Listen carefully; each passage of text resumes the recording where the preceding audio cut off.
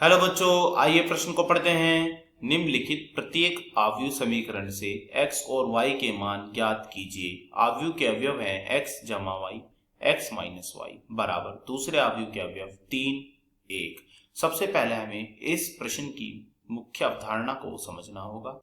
हम जानते हैं कि हमारे पास यदि दो आव्यूह हैं, एक है आव्यूह aij, यह आव्यूह जिसका क्रम है हमारे पास, मान लेते हैं यह क्रम है हमारे पास 2 गुणे 2।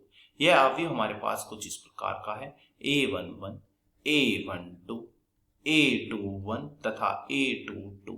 हमारे पास एक और आव्यूह है, वह आव्यूह bij, जिसका क्रम है हमारे पास 2 गुणा 2। दोनों के क्रम हमारे पास एक जैसे हैं। यह आव्यूह के अवयव किस प्रकार हैं? b11, b12, b21 तथा b22। यदि प्रश्न में हमसे यह बोला जाए कि ये दोनों आव्यूह आपस में बराबर हैं, तो यह दोनों आव्यूह आपस में तभी बराबर हो सकते हैं जब इनकी प्रत्येक पंक्ति का प्रत्येक स्तंभ बराबर होगा। अर्थात हम कहें कि a11 तो बराबर हो किसके? b11 के, और a12 बराबर हो किसके?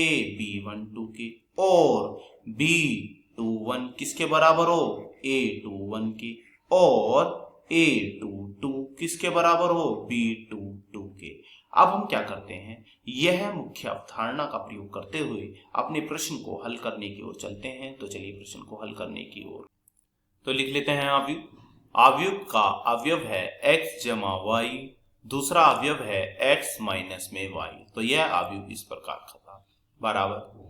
दूसरा आव्यूह क्या है? दूसरा आव्यूह है 3, 1। तो यह भी लिख लीजिए 3, 1। जैसा कि मैंने अपनी मुख्य अवधारणा में बताया था कि दो आव्यूह तभी बराबर हो सकते हैं जब उनके प्रत्येक पंक्ति का प्रत्येक स्तंभ आपस में बराबर हो। तो हमारा x जमा y किसके बराबर होगा? यह बराबर होगा हमारा 3 के। तो लिख लेते हैं x जमा y बराबर होगा 3 के।